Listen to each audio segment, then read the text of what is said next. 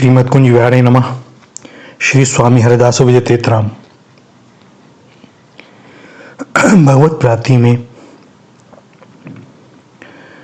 गुरु की अपेक्षा शिष्य की श्रद्धा, विश्वास और आचरण मुख्य है। गुरु चाहे और शिष्य पात्र ना हो, वो अपना आचरण में कोई परिवर्तन ना लावे तो उसे भगवत प्राप्ति नहीं हो सकती। क्योंकि अपने कल्याण में विशेष रूप से हमारी ही लगन मुख्य कारण होती है। माने जैसे कोई मठ हो या कोई बड़ा आश्रम, जिस प्रकार आज वर्तमान में बहुत से सभी के हो गए हैं। गुरुजी किसी पीठ के गद्दी के महंत हों, उनके पास उस मठ मंदिर से जुड़ी हुई अनेक संपत्तियां हों, तो यदि किसी को उनकी वह संपत्ति प्राप्त करनी है तो वह तभी कर सकेगा जब वे किसी को अपना मुख्य शिष्य बनाए, उत्तराधिकारी बनाए। तभी उसको मठ मंदिर से संबंधित संपत्ति का स्वामित्व मिल सकेगा। बिना गुरु की इच्छा के शिष्य वहां से कोई धन संपत्ति न ले सकेगा। इस प्रकार धन की प्राप्ति में तो शिष्य की ही गुरु के प्रति शरणागति ही मुख्य है। गुरु यदि उसे शिष्य न बनाए, शिष्य भी बनाए किंतु उत्तराधिकारी न बनाए, तो वह कुछ पा नहीं सकेगा। लेकिन कल्याण और विद्या की प्राप्ति में शिष्य की लगन ही मुख्य है। अगर शिष्य में अपने कल्याण की भूख ना हो तो अच्छे से अच्छा सद्गुरु भी उसका कल्याण नहीं कर सकेगा। स्वामी रामानंद महाराज जी ने कबीरदास जी को शिष्य बनाने से मना कर दिया, तो प्रातः जाकर पंचगंगा घाट की सीढ़ियों पर जा लेट गए। ब्राह्म मुहूर्त से पहले की बात है, अंधेरा था। रामानंद जी महाराज स्नान के लिए वहां से निकले तो अनजाने में उनका पैर कबीर पर पड़ गया और वे राम राम बोल उठे। कबीर ने राम नाम को ही गुरु मंत्र मान लिया और साधना में लग गए। परिणाम क्या हुआ आप सब जानते हैं। कबीर की गिनती मुख्य संतों में की जाती है। द्रोणाचार्य ने एकलव्य को शिष्य रूप से स्वीकार करने से मना कर दिया, क्योंकि उनकी प्रतिबद्धता थी राजवंश के प्रति। अर्जुन उनका मुख्य शिष्य था, किंतु क्या किया एकलव्य ने?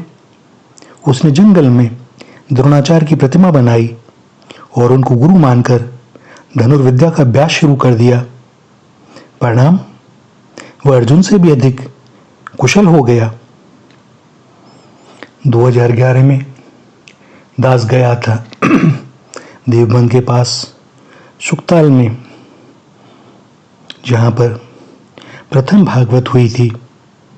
महाराज सुखदेव जी ने परीक्षित को सुनाई थी और उस विशाल वट वृक्ष के पास लोग पूजा करते हैं और इस दास को सुनने में आया। कुछ लोग ऐसे थे जिन्होंने सुखदेव जी महाराज को गुरु बना रखा था। सुखदेव जी महाराज नित्य हैं, वे स्वीकार न करें न करें, आप उन्हें स्वीकार कर लें, मान लें और वैसा ही संबंध रखें जैसा सदगुरु के प्रति होता है। अपने आचरण को क्रमशः सुधारते चले जाएं। यह मान लें कि उन्होंने मुझे अपना लिया है, अब मेरा जीवन कैसा होना चाहिए, इसी प्रकार करें। अतः सदगुरु गुरु बनाने से ही कल्याण होगा, यह बात है नहीं। अगर यही बात होती तो आज तक जितने लोगों ने गुरु बना लिया उन सबका कल्याण हो गया होता। आप देखें संसार को, क्या ऐसा हुआ है? कितने लोगों ने राग द्वेष छेड़ दिए? कितने लोगों ने ईर्ष्या वैर छोड़ दिया है? नहीं, उपदेश से, मार्गदर्शन से जो हमारा कल्याण कर दे वही हमारा गुरु है।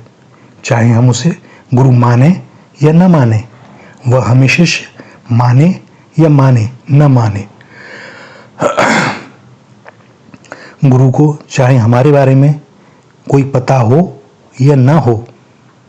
दत्तात्रेय जी ने कथा में अपने 24 गुरुओं की बात बताई कि मैंने 24 गुरु किए हैं। उन्होंने सब गुरुओं के बारे में बताया।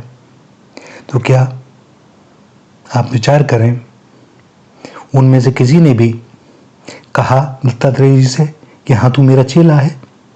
नहीं, दत्तात्रेय जी ने मान लिया और उसी के अनुसार जो उन्हें सीख मिली, शिक्षा मिली, वह उन्होंने अपने आचरण में ले ली। गुरु ऐसे ही होते हैं। जिस परमात्म तत्व को हम प्राप्त करना चाहते हैं वह एक जगह सीमित नहीं है। जो कहते हैं कि पहले हमारे शिष्य बनो फिर हम भगवत प्राप्ति का रास्ता बताएंगे, वे गुरु कैसे हो सकते हैं? यह सिद्धांत है कि कोई वस्तु जितने मूल्य में मिलती है वह वास्तव में उससे कम मूल्य की होती है। जैसे कोई बाजार में वस्तु 100 रुपये की मिलती है तो उसका अर्थ यह है कि दुकानदार ने वह 100 रुपये में नहीं ली, वह उसको उससे कम कीमत में मिली है। इसी प्रकार गुरु यदि धन संपदा ही चाहता है तो वह कैसे परमात्मा तत्व की प्राप्ति करा पाएगा? क्योंकि वह जो भी देगा उसने जो पाया है उसमें से ही कुछ होगा, और जब उसने पाया नहीं तो वह देगा कहाँ से? भगवान अमूल्य हैं। अमूल्य वस्तु बिना मूल्य के मिलती है, और जो वस्तु मूल्य से मिलती है वह मूल्य से कम होती है। इसलिए यदि कोई कहता है कि मेरे शिष्य बनो तो मैं तुम्हें भगवत प्राप्ति कराऊंगा, तो वहाँ वास्तव में हाथ जोड़कर निकल जाना चाहिए।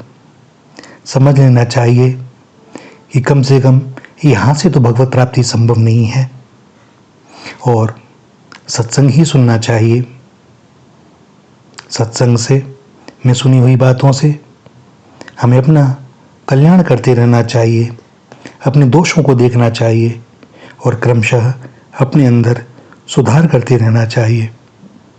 तो सदैव स्मरण रखें, भगवत प्राप्ति में, सद्गुरु की प्राप्ति में हमारी लगन और इच्छा और हमारा लक्ष्य यही मुख्य होता है।